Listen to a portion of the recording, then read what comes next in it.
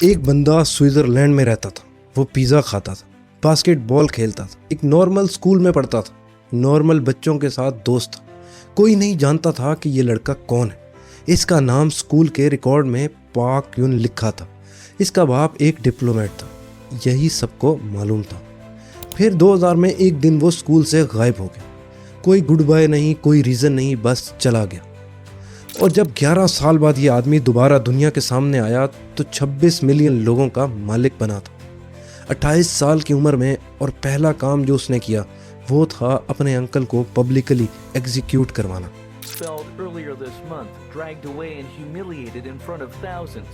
आज ये बंदा एक ऐसा मुल्क जाता है जहां लोग सिर्फ एक ड्रामा देखने की वजह से एग्जीक्यूट किए जाते हैं।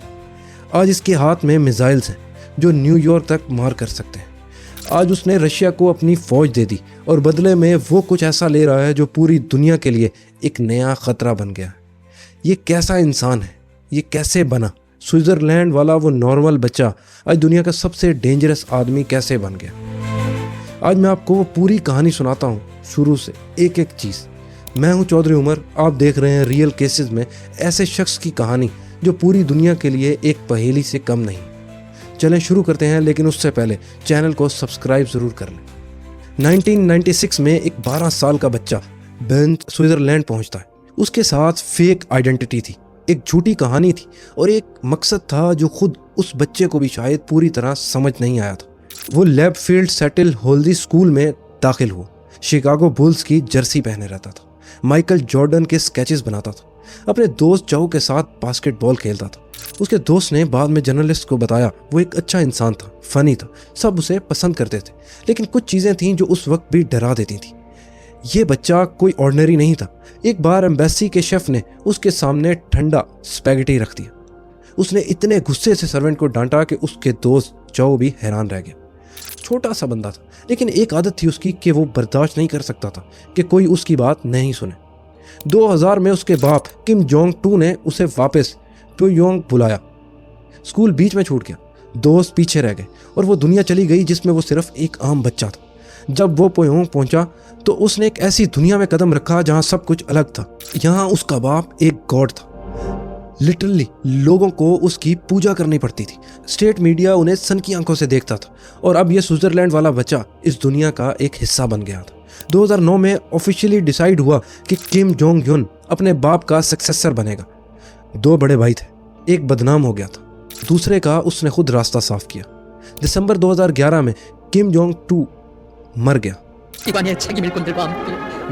और ये 28 साल का लड़का एक रात में 26 मिलियन लोगों का सुप्रीम लीडर बन गया। सबको उम्मीद थी कि स्विट्जरलैंड में पड़ा ये बंदा कुछ चेंज लाएगा, कुछ रिफॉर्म करेगा, दुनिया के साथ जुड़ेगा।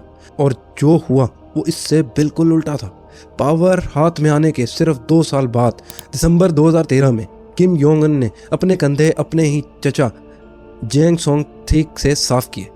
He was publicly expelled earlier this month, dragged away and humiliated in front of thousands, convicted of plotting to overthrow the regime. जेंग वो इंसान था जिसने उसकी परवरिश में हाथ बटाया था, जो पार्टी में नंबर 2 समझा जाता था। किम ने उसे पब्लिकली अरेस्ट करवाया, पब्लिकली डिग्रेड करवाया और फिर एग्जीक्यूट करवाया। मैसेज क्रिस्टल क्लियर था, कोई भी सेफ नहीं है। 2015 में डिफेंस मिनिस्टर योन योंग चोल को एंटी क्राफ्ट गन से एग्जीक्यूट करवाया गया। क्यों? एक रिपोर्ट ये कहती है कि वो एक मीटिंग में सो गया था। सिर्फ इतनी सी बात पर उसे एग्जीक्यूट करवा दिया गया। एनालिस्ट एस्टीमेट करते हैं कि अपने पहले कुछ सालों में किम ने 300 से ज़्यादा सीनियर ऑफिसर्स को पर्क करवाया, एग्जीक्यूट करवाया या डिसअपीयर करवाया। हर कोई जानता था कि ये आदमी अनप्रेडिक्टेबल है और यही उसका सबसे बड़ा वेपन था, डर। लेकिन सिर्फ टॉप ऑफिशियल्स को डरा देना काफ़ी नहीं था। किम को आम लोगों को भी कंट्रोल करना था और ये काम उसने एक ऐसा सिस्टम बना के किया जो दुनिया में कहीं नहीं मिलता। यूएन ह्यूमन राइट काउंसिल ने 2025 में अपनी रिपोर्ट में लिखा, इस ज़मीन पर कोई दूसरी पॉपुलेशन इस तरह रिस्ट्रिक्टेड नहीं है। ज़रा सोचो, ये सेंटेंस पूरी दुनिया में कोई और नहीं है। हर हफ्ते लोगों को सेल्फ क्रिटिसिज्म सेशन में जाना पड़ता है। वहाँ अपने आप को क्रिटिसाइज करो, अपने पड़ोसियों को रिपोर्ट करो और अपने रिश्ते वालों को भी। वहाँ पे कोई इंटरनेट नहीं है, फॉरेन मीडिया नहीं है। एक साउथ कोरियन ड्रामा देखना सजाए मौत बन सकती है। 2023 में फॉरेन कंटेंट देखने के जुर्म में लोगों को पब्लिकली एग्जीक्यूट किया गया। जो भी बॉर्डर क्रॉस करने की कोशिश करे, गार्ड्स को ऑर्डर है कि सीधा गोली मार दो। ये ऑर्डर कोविड के ज़माने में दिया गया और आज भी एग्जीक्यूट हो रहा है। और सबसे ट्विस्टेड चीज़, एक सिस्टम है जिसका नाम है सोंगबन। जिंदगी डिसाइड होती है उस क्लास से जिसमें बर्थ के बाद रखा गया। और अगर दादा ने 70 साल पहले कोई गलत काम किया था तो आज पोते को भी वो सज़ा मिल रही है। लेकिन किम सिर्फ डर से नहीं चलता, उसके हाथ में एक ऐसी चीज़ है जिसकी वजह से पूरी दुनिया उसे सीरियस लेती है। 2024 के एस्टीमेट के मुताबिक नॉर्थ कोरिया के पास 50 असेंबल्ड न्यूक्लियर वॉरहेड है और न्यूक्लियर में यूज़ होने वाला मटेरियल इतना है कि 70 से 90 वेपन बन सकते हैं।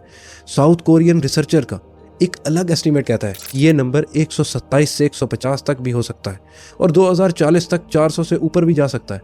यूएस डिफेंस इंटेलिजेंस एजेंसी ने 2025 में कंफर्म किया कि नॉर्थ कोरिया का 7th न्यूक्लियर टेस्ट किसी भी दिन हो सकता है। टेस्ट साइट फुली रेडी है। ये वो मुल्क है जहां लोग भूख से मरते हैं, जहां जीडीपी पर कैपिटल सिर्फ $1240 है और इस मुल्क के पास मिसाइल हैं जो अमेरिकन माइनलैंड तक पहुंच सकती है। ये कॉन्ट्रडिक्शन समझना ज़रूरी है। किम ने डिसाइड किया कि उसके लोगों के पास खाना हो या ना हो, न्यूक्लियर वेपन ज़रूरी है, क्योंकि न्यूक्लियर वेपन ही उसकी गारंटी है कि कोई उसे हटाने की कोशिश ना करे। 2024 में किम ने एक ऐसा मूव किया जिसने दुनिया को हिला दिया। उसने रशिया को 14,000 से 15,000 नॉर्थ कोरियन सोल्जर्स यूक्रेन में लड़ने के लिए भेजे। वर्ल्ड वॉर 2 के बाद पहली बार किसी कंट्री ने दूसरे मुल्क की जंग में इस तरह अपनी फौज भेजी थी और बदले में रशिया ने नॉर्थ कोरिया को एडवांस मिलिट्री टेक्नोलॉजी दी। रशियन ऑयल और फूड फ्रीली फ्लो करना शुरू हो गया। यूएन सेक्शंस इफेक्टिवली डेड हो गए और अप्रैल 2025 में किम ने नॉर्थ कोरिया का सबसे बड़ा नेवल डिस्ट्रॉयर लॉन्च किया। मिसाइल्स हैं जो रशियन न्यूक्लियर कैपेबल मॉडल जैसी लगती हैं। ये सिर्फ एक अलायंस नहीं था, ये एक प्रोपेगेंडा था। किम ने एक जंग का फायदा उठाया और अपनी मिलिट्री को सीरियसली मॉडर्नाइज कर लिया। और जब सबसे डिस्टर्बिंग पार्ट, किम की एक बेटी है, उसका नाम जुएई है। वो मिसाइल लॉन्च पर नजर आती है, डिस्ट्रॉयर लॉन्चेस पे साथ होती है, रशियन एम्बेसी में डिप्लोमेट इवेंट अटेंड करती है। स्टेट मीडिया उन्हें रिस्पेक्टेड कहता है। वो लफ्ज़ जो सिर्फ किम के लिए रिजर्व था, फरवरी 2026 में साउथ कोरिया की नेशनल इंटेलिजेंस सर्विस ने कंफर्म किया कि किम जोई का सक्सेसर ट्रेनिंग कंप्लीट हो चुका है।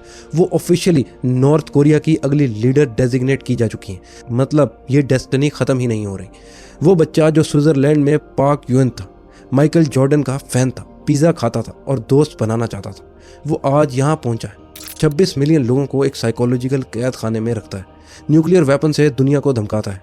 आजकल भी ईरान इसराइल वॉर में शामिल होने के बहाने ढूंढ रहा है, एक ग्लोबल वॉर में सोल्जर भेजता है और अपनी बेटी को ट्रेन कर रहा है कि ये सिलसिला और 50 साल चले।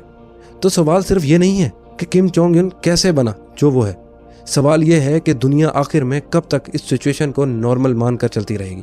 सोचो, और अगर ये वीडियो ने कुछ सोचने पर मजबूर किया है तो शेयर ज़रूर करो, क्योंकि ये सिर्फ एक कंट्री की कहानी नहीं, ये एक वार्निंग है।